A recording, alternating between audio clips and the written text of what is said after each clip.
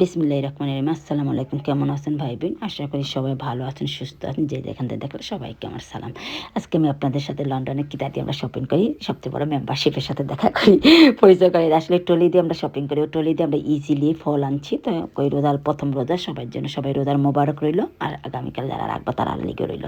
তো ওই রোজা দিয়ে থোড়া বাজার করছি, ফল আনছি আসলে জুস খাইবার জন্য ইফতারের সময়। তো একটা মনে হইলো, আসলে আমি যখন ফল গেছি দেখতেছি খুব সুন্দর ফ্রেশ ফল।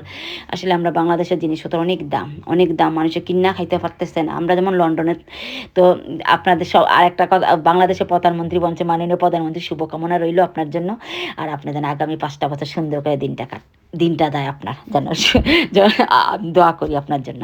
তো আপনি আসলে আমি আপনার কাছে একটা মানে চাইতেছি একটা রিকোয়েস্ট জনগণের জন্য। আসলে রমজান একটা মাস, বছরে এই রমজান মাসে ঘুরে আসে। আসলে সব মানুষের একটা স্বপ্ন থাকে যেন কি ভালো জিনিস খাইতে, ইফতারের সময় ভালো একটা মন্দ সবার খাইতে ইচ্ছে হয়। গরিব ধনী কোনো লেখা নাই আমাদের যে খাইতে ইচ্ছে হইতো না। তো আপনি যদি একটু জিনিসপত্রের দামটা কমায়, যেমন খাস করে আমি অনেক সময় দেখছি মানুষের গরুর মাংসের দামটা কমাইতে চায়, ফলে আসলে সব কিছুর মাঝে দামটা কমাক একটু। এই অনেক স্বপ্ন নিয়ে আপনারা সবাই ফাঁস করাইছে, 18 কোটি মানুষের ইচ্ছা। আসলে অনেক মানুষের জানো নিয়ে, আমার মা যেমন, আমার মা আমরা লেগে দোয়া করেন, আপনার জন্য দোয়া করতেছে যে আল্লাহ যেন আপনারা ফাঁস করে দিত।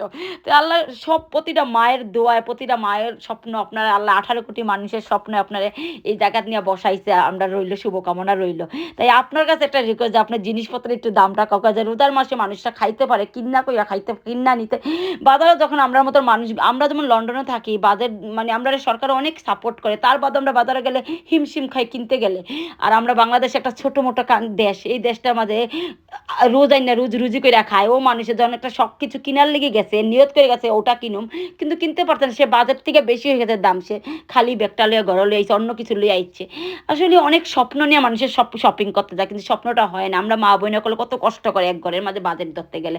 তো আপনাদেরকে এটা কইলাম, আমাকে প্লিজ আপনারা জিনিসপত্রের দাম কমাক। কার সবচেয়ে বড় আসলেই সরকারের হাতে অনেক কিছু থাকে না, ব্যবসাওয়ালার হাতেই থাকে। আপনারা জাকাত দেন, ফিতরা দেন, সৎকা দেন, কিন্তু আমিন সানডে মাইরা দেন।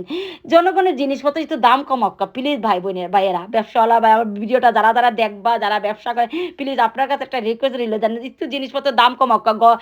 মানুষ যেন গরিব যেন কিন্না খাইতে পারে, একজন আমিন সান যেন খাইতে পারে, কিন্না বাজার ইফতার করতে পারে, সে না খেয়ে না মরতে পারে কিছু।